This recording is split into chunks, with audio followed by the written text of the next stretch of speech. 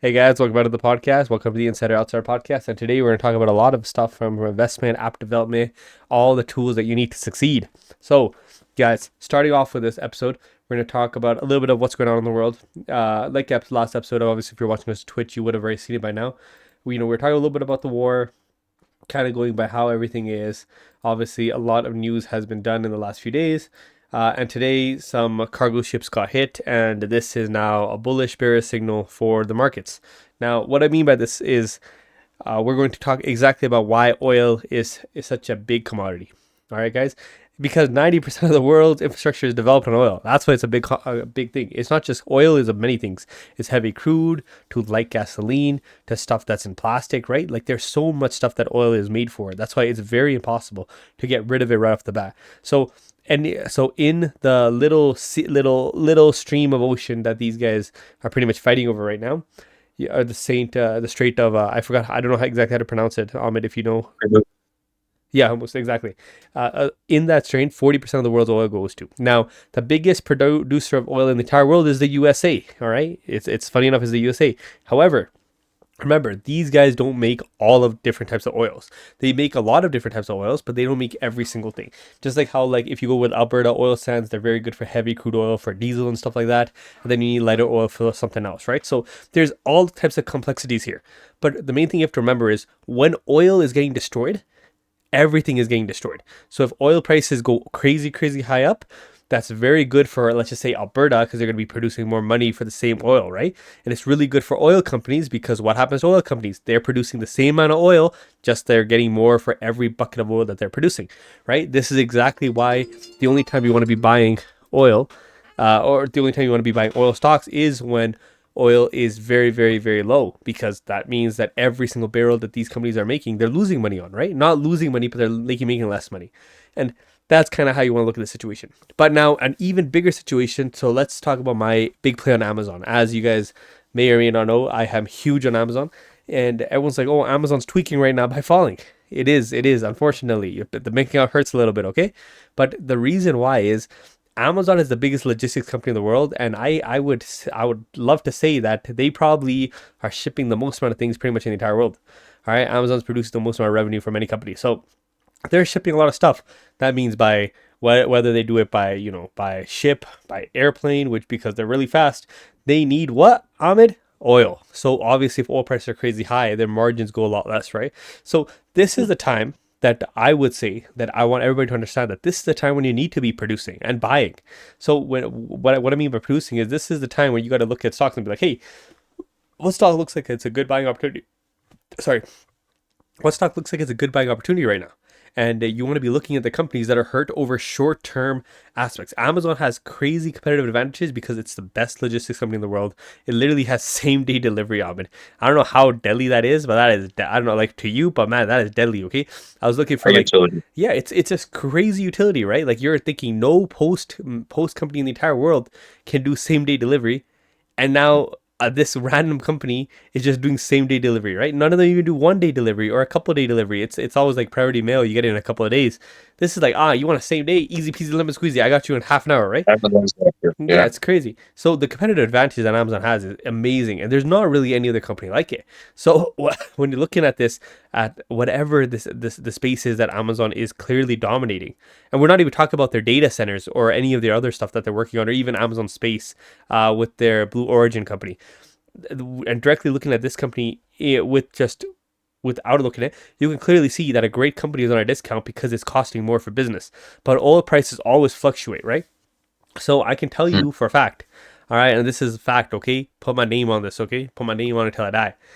Once you see some sort of deal be made with the Iran, I promise you, the next day you're gonna see Amazon fly up, and so will a lot of other companies, right? As oil goes down, people are betting on the future, and that's what they're doing on it. That's just my little take on this. Just wanted to give you guys a little bit of heads up on just like why I am not panicking at all, and why I'm using this as a great buying opportunity to buy the stuff I was already gonna buy. I was already gonna buy this stuff, so now may as well buy it on a discount. Well, they did kill a lot of the family of Supreme the leader. leader, the lead family. Yeah, so they killed the supreme leader, and his son took the power, and Mm-hmm. they killed a lot of the nephews and nieces, his wife. Like a lot of people died. Uh-huh. And so we're there is potential for some kind of de-escalation, but I do think that Amazon will be a good buy regardless, because within the context of the current economy, we're gonna go into quantitative easing, Mm-hmm. and Donald will just going to devalue the dollar, but the stock will go up in value because the utility is always there, and solid Yeah. utility, same day delivery is something serious. Yeah. But And as robotics and everything come, like there's a lot of reason to bet on this, right? But if you're looking at like short term, like you're like not understanding why the market's going the way it does, guys, you'll never be able to analyze, right? Everything short term is emotional. So you take a look yeah, at what the real long term ramifications are of what's happening today. And the truth is, based off oil, it's not going to be a big thing. All right, everybody wants to sell oil, right? Nobody is sitting there like, yo, we got a lot of oil, other than Alberta sometimes, all right? Unfortunately, it looks a little sad sometimes, utilizing their max potential. But like when you're looking at exactly how you're doing it, nobody wants to just leave the oil there. They want to produce money so they can improve their GDP of their own country, right? And everything requires money, so it's just a hurtful thing when somebody doesn't do it properly. And again, if short term people are going to be volatile on the stock because they're like, oh, I don't know how oil is going to look in the future. Well, guess what? There's some. I'll tell you about a really, really funny story, a beautiful story. There's one company, I cannot remember what it is. I believe it's Emirates. Now, don't quote me on this, but a lot of airline companies get destroyed because remember they cost a lot. They have to buy a lot of fuel. That's their entire business, right? And so, Ahmed, I'll tell you something, all right? There's two ways to do fuel. So either you can be buying fuel at market price, right? So obviously, when fuel is low, you're buying low. But I believe yeah, Emirates is they have a contract in place that they buy oil always more expensive. So like when oil is cheaper, they always buy, like let's just say it's $10 a barrel. It's not, but let's just say it's $10 a barrel. They'll be buying at $20 a barrel, double the price. And you're like, why the hell would they do that? Because that guarantees price. And so let's just say now it's $100 a barrel. They're only buying at $20 a barrel because they buy a little bit it's a heavier. locked-in contract. It's It's a locked in locked-in contract, contract. exactly. So they're helping the person up front to be able to help over the long term, right? And that's why some Mhm. of these companies they don't go bankrupt because they think about the future. They make really good deals, right? And obviously it hurts you to pay more for oil today than your competitor, right? You have to It's like be an reasonably insurance policy. exactly. But exactly, Ahmed, you said it very well there. And so those are companies that have competitive advantages that you want to be putting your money into. Mhm. Mm-hmm. That I never thought about that industry. I would not have known that detail Yeah, let me see if until I you can went figure about out what that. company that is. But Um, yeah. Within the context of like hedging and dynamic hedging, or whatever you want to call it, where you prepare for the worst case scenario, and you, for example, have a short position to counteract your long position if your long position gets liquidated, and vice versa. And these companies probably have a lot more under their, within their metaphorical utility belt at their disposal to circumnavigate, especially the most volatile times within the global economy. But like right now, globally, I think one of the things that is not being paid attention to is oil and gas, definitely like front and center. But I speculate, and this is just my personal opinion, no financial advice or anything. Um, there's like a internet cord Hey guys, that's inside. sorry to cut halfway, Yeah, but yeah, a lot of companies actually do it. I don't see Emirates as one doing it.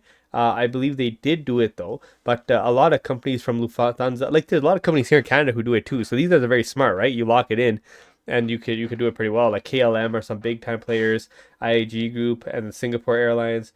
It's like there's a lot. But yeah, sorry, continue. mhm. What I wanted to bring attention to was in this scenario where Iran's in a position where it's going to lose its currency's value, and it has to kind of pivot, or has to retaliate in a way.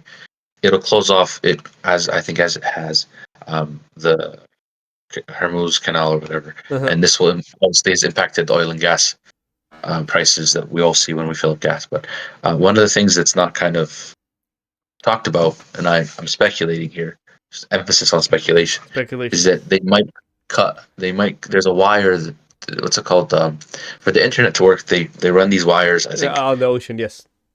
Yeah, and if Iran were to cut those wires, it would impact the fragile system that we have and it would lead to like even disruptions within the U.S. Yeah. The thing is, Ahmed, again, I liked how you put quotations around that pretty much.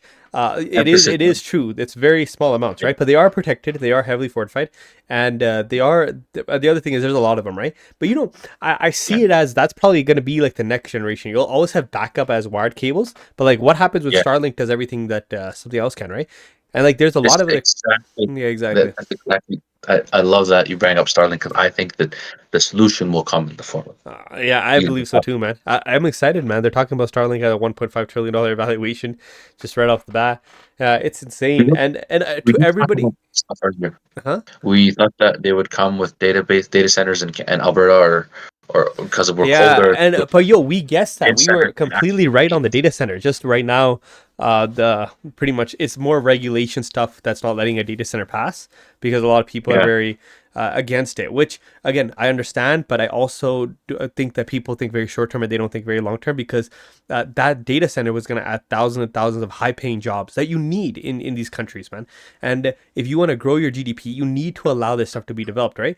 I believe they Yeah. said that the U.S. that they were going to allow that Canada said we're going to wait for the USA to get these big data players, which makes no sense at all because you're just giving jobs and money over, or, pretty much over the border. And Alberta is a very solid place for it. We have cooler temperatures regardless. It's a dry place. Yeah. It's a very solid place to build it. The one thing I would say is that we extract the energy context of energy when it comes to database. Hmm. Obviously, the energy costs are right there Yeah. in front center, but we extract the oil from the oil sands Hmm. and then we send it back to America to refine, and Refine. then Yeah. you actually get usable oil. But But um, Ahmed, like the way I I think see it, I think that sorry. we need the databases here. We need the refineries here, Yeah. and we're just not. We haven't pivoted for years, even prior to the database problem Yeah. or the Well, database. we need jobs here. People don't understand the Canadian economy is growing with Alberta, especially taking the lead.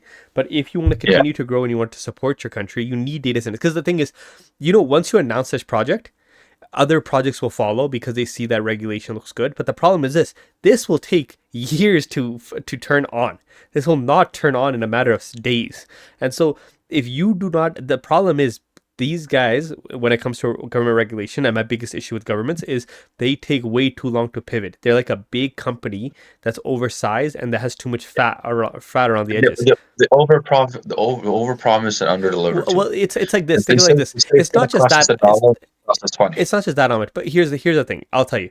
All right, if you have, I'm gonna give you an informal analogy. If you're driving a car, okay, and your car gets Yeah, a nail in the tire, all right. Let's say yeah, the sidewall. You have a very slow leak, all right.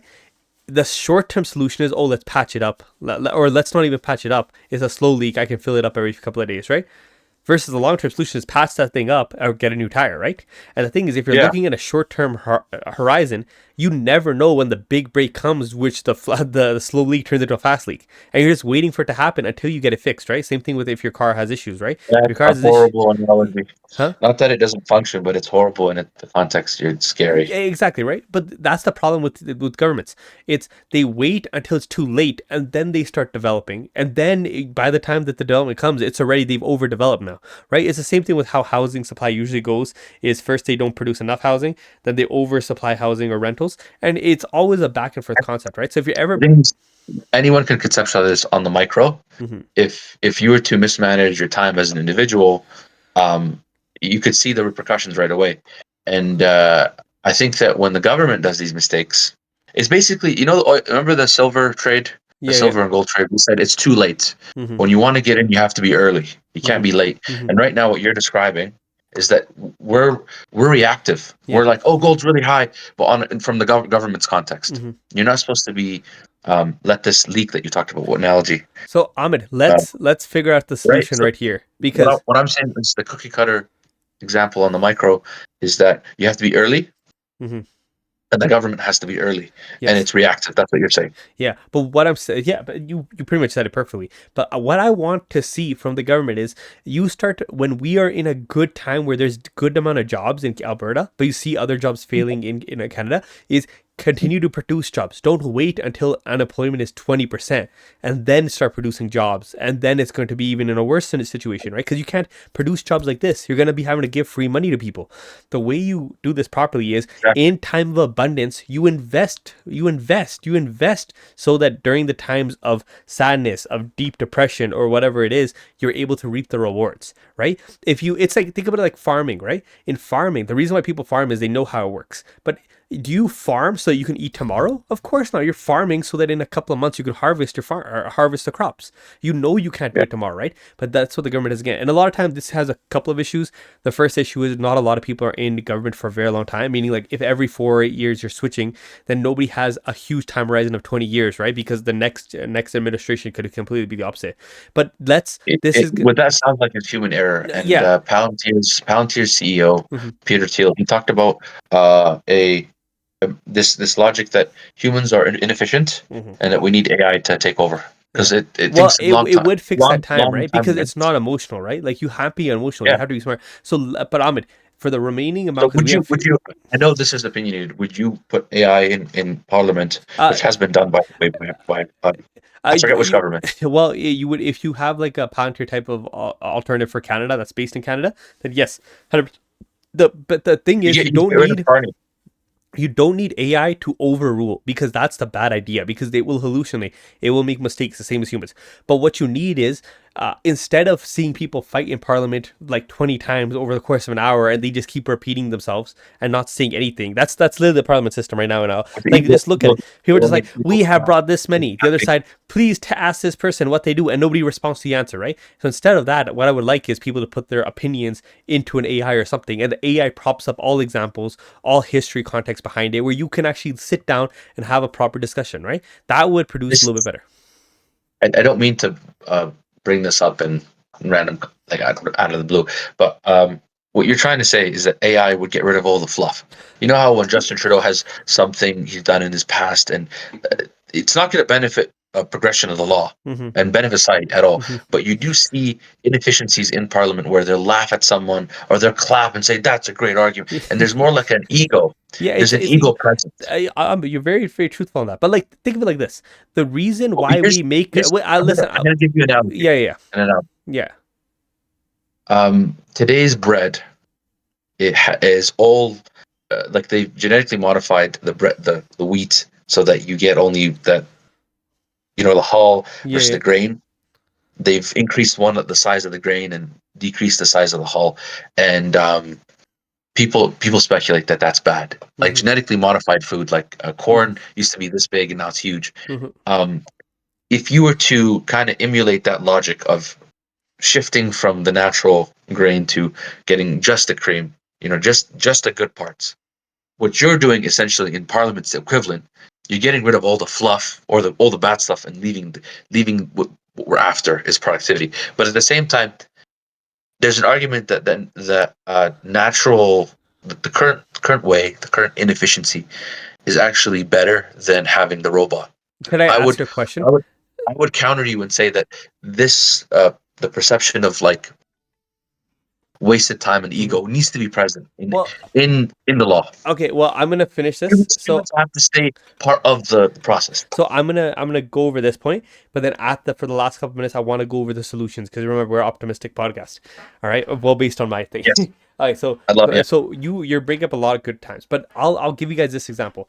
It's very emotional to think that, oh, we don't need AI. AI is just a tool. It's not anything else other than a tool for efficiency. Why do we used to use a clipboard with a paper on it, where we used to write everything instead of using a computer? Why do we switch to a computer? Why do we switch to our phone to write stuff? Because it's neat, it's easy. You can speak into your phone. You can do it a lot better. Efficiency. When it comes to robotics, sorry guys, when it comes to robotics, we have to, when it comes to AI, we have to understand this. When you have a machine, then you have the option of two machines. You have a machine that people have been using for 100 years, or you have a machine that's new, and the new machine that's new is 50% less electricity, 50% more productivity, 50% less maintenance. Which productivity would you use? Would you use what's always been used, or would you use a new thing? The thing is, there's always going to be things that need fixes and adjustments, right? And this is where it comes to good regulation, because good regulation will create a good product. But you have to be on the understanding position that this cannot be the ideal situation, because if it was, then everybody would have abundance of everything. So we have to figure out how to create more efficiencies. And one, I'll tell you this truthfully, there is not a single person anywhere on the internet, I'll tell you, who can completely say the government is efficient. The government is the least efficient thing I've ever seen in my entire life, right? And the I think Elon quit Doge. You know Doge? Yeah. He's like, I can't do this. He's like, because this is too remember, much. guys, the This government, guy can go to space, but he Yeah. can't fix the government. any scam in history. So anytime there's been a scam in history, anytime there's been any issue in history and business, and it's been caught, the business has died. Right? There's actual ramifications of something you're not able to do. These governments are able to just print themselves. So let's just say 6 different politicians make mistakes. They made mistakes for 20 years, and now all of a sudden economy is destroyed. Guess what? The government is still there. The government does not change. The administration might change, but it still takes on the same flaws as the previous generation, and the debt as well. The debt does not go away. So if you spent $100 million pursuing garbage, you still have $100 million to pay. And guess what? In a private company, the company would go bankrupt. In a public company, guess what? Just keep printing, right? So guys, before we finish up, I did want to go over the positive, and I want to come up with the solution, because I really want data centers in Alberta, because it will bring high net worth individuals to Alberta. It will provide more jobs and security for people. It will provide better education for people, because remember, these taxes get paid to the Alberta government. The Alberta government uses that money to fund our education, to lower our property taxes, to lower these taxes and this taxes. But if we don't have the abundance of money, because guys, remember one thing, me and Ahmed especially always brings up a small unknown prime minister, all right? And that prime minister is Peter Lougheed. He was smart enough to think about the future, and we have to think about that too. I love the fund, the heritage fund that we've created, and we need to continue to grow it. We already failed at it the first time, but now we're finally back at it. And by 2050, it should be surpassing our oil reserves and the amount of income. But we can also do this with technology. If we have a sector of technology that's making even more than our oil sands, we are in the right side of history. And this is how we have to do it, guys. Here's the solution. I don't want your electricity bills to go up. That seems like the worst possible idea. I don't want you having to pay more so that we can fund big businesses here. But guys, we have to understand the only reason why you guys can pay your bills is because you have jobs. And those jobs, guess what, are getting closer and closer to extinction as AI gets more better and better and better. So this is what we're going to do. We're going to be building data centers, and instead what we're going to do is a small law that they're putting in the USA as well, is if a company wants to spend $10 billion in Alberta to help Alberta's economy grow, we're going to allow it. But we're going to ask them that, hey, we're going to give you tax incentives, but you have to create your own electricity so that you are not taking electricity from the grid. Okay, great. We'll open up small nuclear power plants. Okay, we're gonna open up 100 acres of solar farms, or whatever we have to do in order to get this electricity. And we can do it the most green way possible. We can do it with oil. We can do it in abundance of stuff. But guys, companies investing into Alberta is the future you need. Otherwise, you live in an economy where you're going to be taxed to hell. And guys, understand that. That's the entirety of the fact. So if you guys want good business, if you want to make sure your kids have high paying jobs, Alberta right now has the most highest paid jobs in all of Canada. And if we want to get that even higher, even better, higher quality of life, and people to, be Alberta to be like the admiration of Canada, then we need to do it. We cannot be behind the. I think we should separate from Canada. I think, like Texas. Go straight to the separation. Well, we're the ones who earn most out of all the provinces, and there's like this law where we have to give the poor provinces money. Yeah, equalization payments. I think we should just be the chill guy, Now, guys, Ahmed is kidding, and he's not kidding at the same time. The truthful fact is there's so many benefits to being in Canada. The thing is, helping the less the people who have less is the way of the future.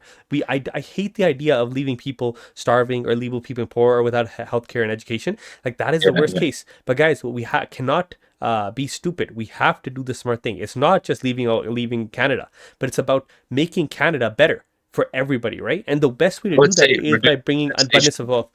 We should make like a Dubai, like an Alberta's like the Dubai of but why does Dubai work, right? Dubai still has a lot of bad stuff, but Dubai is working because they allow a lot of investment. Yeah, but if we look over into my corner with Lee Kuan Yew, one of the literally probably in my opinion the greatest leader in history, greatest leader in history, who turned Singapore from something that was nothing into something that has been like a height of the world. And with and again, guys, GDP wise, the country is fantastic, right? But the way he did that was inviting corporations to flourish in his country, not by taking them away. Us rejecting these $10 billion data centers is really stupid. I just want to guys put something into context, all right, guys? So Mistake. I'm gonna find out the real amount so that I'm not giving you guys fake answers, but I just want you guys to see something.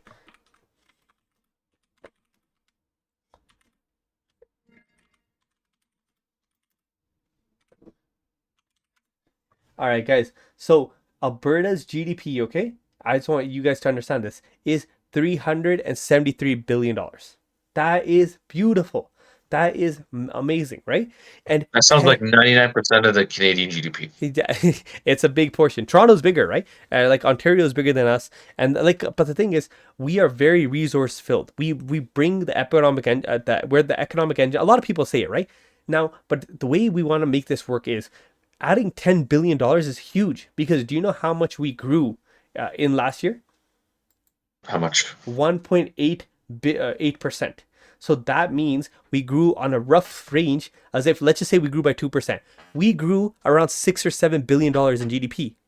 But so wait, now this year, somebody who's willing to spend $10 billion into our economy, which is more than the entire GDP that we grew by last year, and we rejected it. That is the opposite, guys. We're showing the world that we are anti-corporation. And that is not what we want to do. We want to show companies that you're going to flourish in Alberta because you're going to provide great jobs, great benefits, great abilities here. And this scares me because like it's the same situation. Do you remember when Canada was offered to pretty much become the oil for Germany? And Canada said no.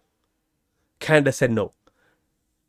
Remember how big of a loss that was? We were going to make so much incredible amounts of money because guess what? How And then come every time, and now they resorted time we're to talking about a buying uranium oil deal- from Russia. From Russia. So guys, we let one of our allies, have to buy oil from a dictatorship over there in Russia who we do not support. And So just to see it in this correctly, Rob gives the sugary optimism, and I give the Yeah, bullshit. I give the negative. We messed up. We gave the jobs. There's an oil pipeline that Carney. Not going to say much about him, but he gave the jobs to the Americans. Then there's a uranium deal that was not so much on the from between America and U.S. and Canada. It was more beneficial to the United States. Then oil and gas, we extract it, sell it ridiculously cheap. They refine it, and we buy it back from them. Okay, in Germany now is one of the worst one, the worst thing on the list now that I've heard come out of my buddy Rap's mouth. God damn it. I'm not even, but Peter Lougheed. Peter Lougheed. Yeah. If you guys looked at The Heritage you Fund. mentioned the you guys looked at the empiricism on how much we lost in opportunity or Hundreds of billions. It would be double the GDP of Alberta. Would be the richest place in all of Canada, and we would be competing with the highest end of the USA states as well, right? Remember, guys, all of Canada is still smaller in GDP wise compared to the least GDP country state in the USA, right? But it happens because of bad legislation, guys. We cannot be anti-business. We need to. So we didn't sell to the Germans either. Yeah. We didn't sell to. No, exactly. We didn't. Okay. But we knew they were gonna have to buy them from somewhere. You can't just take away all your resources and you can tell Germany, oh, yo, good luck finding it in the ocean, right? They're gonna buy from somewhere. And guys, do you guys really want to give more money to the Russians? Right? Like nothing against Russians, but do you really want to be putting more money into their economy so they can just keep blowing things up? No, you don't, right? And so you got to do the smart thing. You have to understand that sometimes I wouldn't take sides. I'm not here to take sides, but the portion that I'm trying to state is when we talk about our true allies, Germany is an ally, right? Germany is an ally when it comes to in order for world order at this moment in time.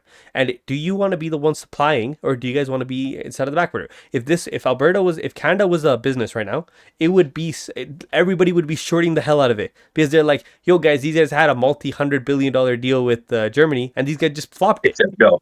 Yeah, said no. So guys, we're gonna finish off that episode. Guys, remember, there is no hate on this. Canada is a beautiful fucking place. I love it. But we need to do better because guess what? We gotta keep it damn beautiful. Yeah. Because man, if we keep throwing away, remember guys, the next big opportunity, all right? It may become like, let's just say, for example, we have this crazy opportunity to develop some crazy technologies here in Canada. No company is gonna do it. Right now, everybody says, what's the issue with the oil pipeline? The Canadian government says nobody's coming forward to build the pipeline. The reason why is everybody's scared because they're like, hey man, last time somebody tried to build another Keystone pipeline, they lost billions and billions and billions of dollars. Hey, That's another thing on my list. The Yeah. Keystone XL pipeline. What the hell happened to Yeah, that? but Ahmed, it's just this. People are too scared. I would be scared. I'd be like, man, I could give my money to this guy called Alberta or this guy called Canada, but they have a very bad track record. Or I could go to I the remember USA there's this where guy they're called going to love me. there's a dude got sorry to cut you off. Continue. Yeah, or like I could give my money to this guy called the USA, and they will be giving me money and making sure that I'm not failing. And so, guys, do the smart Why did things. the Keystone Pipeline fail again? I think there was a guy called Byron. Because I Byron, had Alzheimer's. Byron. Byron. All right, guys, we're gonna finish off the episode here, guys. Have a Thank you great. for watching. Thank you for watching. Yeah. Have a great day. Bye, bye, Hit the guys. subscribe button.